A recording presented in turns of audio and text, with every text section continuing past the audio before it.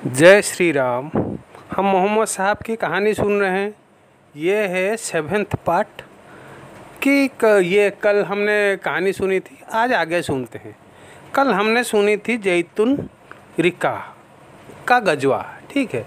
तो उसके आगे क्या होता है, उसके आगे उम्रा करने का टाइम आता है। मोहम्मद साहब क्या करते हैं, मोहम्मद साहब ये अबू रहूम इनको मदीने का दारो मदार दे के 2000 सहाबा के साथ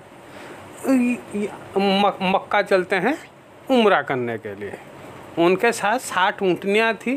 तो ऊँटनी की देखभाल नाजिया जी को सौंपा गया था, ठीक है। वो जाके मक्का पहुंचते हैं।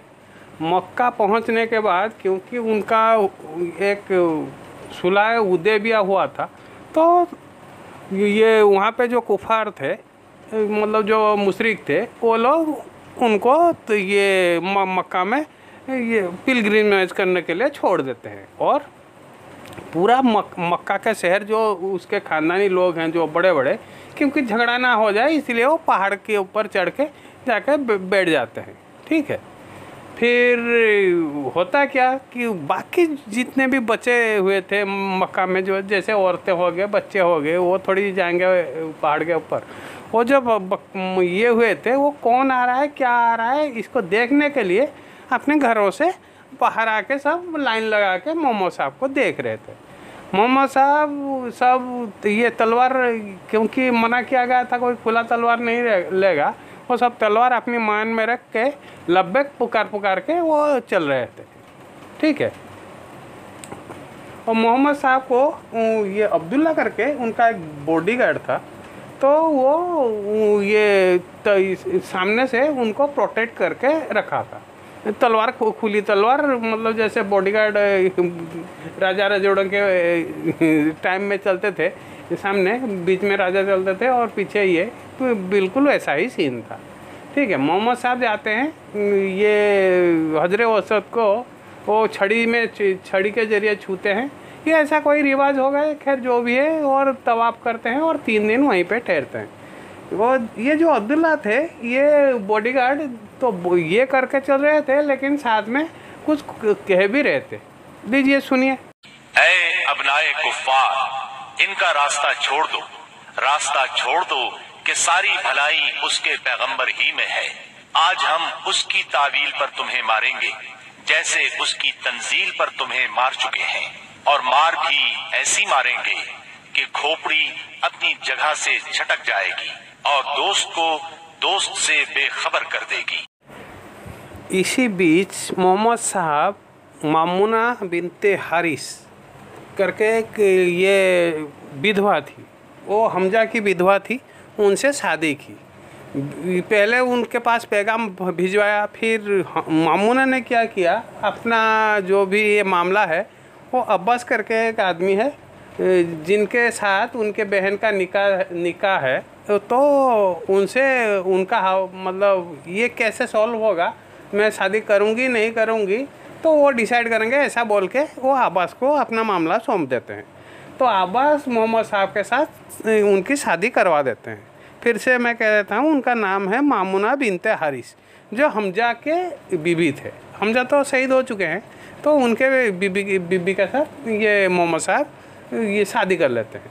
फिर आगे क्या होता है, आगे मक्का वाले मोहम्मद साहब के पास पैगाम पहुंचाते हैं, देखो ये आपके जो एग्रीमेंट है, एग्रीमेंट के अनुसार 3 दिन हो गए, तो आपके अभी मक्का छोड़ने की टाइम आ गया है।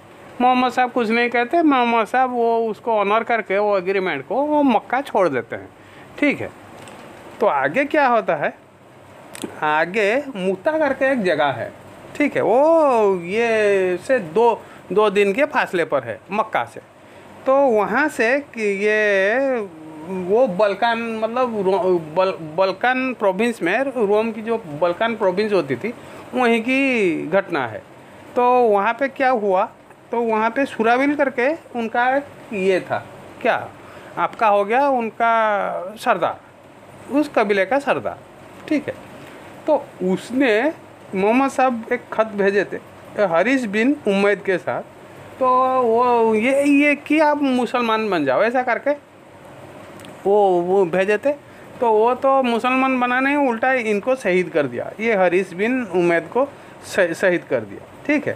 तो मोहम्मद साहब इसका बदला लेना चाहते हैं, क्योंकि मतलब वो मुसलमान के लिए ख़तरा बन चुका है, ऐसा ये लोग सोचते हैं। इसीलिए वो क्या करते हैं, 3000 की फ़ौज भेजते हैं, किसके साथ, जायद बिन हरीसा के साथ भेजते हैं, और बोलते हैं अगर जहीद ये लड़ाई में अगर जहीद शहीद हो जाए तो जफ़र नेक्स्ट उनका लीडर होगा, अमीर होगा। अगर जफ़र भी शहीद हो जाए तो अब्दुल्ला बिन रौफ उनके लीडर होंगे। ये 3000 जो लश्कर भेजा जा रहा है, ठीक है। ऐसा करके वो लोग जाके वो बल्कान प्रोविंस में पहुंचते हैं। ये जाके पहुंचते हैं बल्कान, वहाँ पे इनको जासूसों ने खबर दी कि कैसर रोम 1 लाख ये के करीब मतलब सोल्जर्स लेके वहीं पे पड़ाव डाला हुआ है। तो आगे का सूरत हाल अब डायरेक्ट वहीं से सुनिए, लीजिए। और उसके झंडे तले अरब के सहरा नशीन ईसाई कबाइल लखम, जुजाम, बलकैन, बहरा और बलीजी वगैरह के भी करीबन 1 लाख आदमी शहनशाह हिरकल की आमद पर वहां जमा थे। इसलिए हाकिम गस्सान ने हिरकल से मदद की दरखास्त की। हिरकल ने उसकी मदद के लिए फौज भेज दी। इस तरह मुसलमानों के मुकाबले में इतनी बड़ी फौज आ गई। मुसलमान सिर्फ 3000 थे और दुश्मन 1 लाख से ज्यादा। मुर्रिखीन ने उनकी तादाद 1.5 लाख तक लिखी है। इतनी बड़ी तादाद देखकर मुसलमान सोच में पड़ गए। इसके बारे में उन्होंने आपस में मशवरा किया तो कुछ लोगों का ख्याल था कि हम रसूलुल्लाह सल्लल्लाहु अलैहि वसल्लम को तहरीरी तौर पर दुश्मन की तादाद की इत्तिला दें। रसूलुल्लाह सल्लल्लाहु अलैहि वसल्लम की तरफ से मजीद कुमक मिलेगी या कोई और हुक्म मिलेगा और उसकी तामील की जाएगी। लेकिन सैयदना अब्दुल्ला बिन रवाहा रज़ियल्लाहु अन्हु ने इस राय की मुखालिफत करते हुए मुसलमानों से फरमाया, हम फतह और शिकस्त के लिए नहीं, अल्लाह की रजा के लिए मैदान में आए हैं, लिहाजा फतह और शिकस्त से बेनियाज होकर लड़ो। उन्होंने ये अल्फाज कहकर लोगों को मजीद गरमा दिया, लोगों, अल्लाह की कसम, जिस चीज से आप कतरा रहे हैं ये तो वही शहादत है जिसकी तलब में आप लोग निकले हैं। हम तो महज इस दीन के बल पर लड़ते हैं जिससे अल्लाह ने हमें मुशर्रफ किया है, इसलिए आगे बढ़ो। हमें 2 भलाइयों में से एक भलाई जरूर हासिल होगी, हम गालिब आएंगे या शहादत से सरफराज होंगे। आखिरकार सैयदना अब्दुल्ला बिन रवाहा रज़ियल्लाहु अन्हु की पेश की हुई बात पर अमल किया गया और इस तरह जंग शुरू हो गई। रसूलुल्लाह सल्लल्लाहु अलैहि वसल्लम के परवरदा सैयदना ज़ैद बिन हारिसा रज़ियल्लाहु अन्हु फौज के सिपा सालार थे।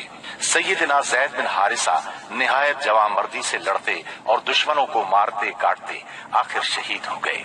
उनकी शहादत के बाद सैयदना जाफर तैयार रज़ियल्लाहु अन्हु ने झंडा अपने हाथों में लिया।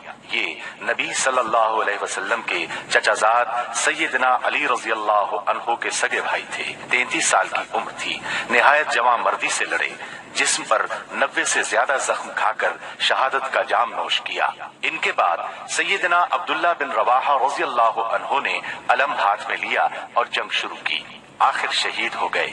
फिर खालिद बिन वलीद रज़ियल्लाहु अन्हु ने फौज की कमान संभाली और 1.5 दिन की शदीद तरीन जंग के बाद अपने से 40 गुना फौज को भागने पर मजबूर कर दिया। इस जंग में 9 तलवारें सैयदना खालिद के हाथ से टूटी। उधर नबी सल्लल्लाहु अलैहि वसल्लम ने सहाबाए किराम को मदीने में उसी दिन 3 सालारों की शहादत की खबर दी और बतलाया कि अब कमान खालिद बिन वलीद के हाथ में आ गई है। और इसी जंग के बाद सैयदना खालिद बिन वलीद को सैफुल्लाह का खिताब अता हुआ।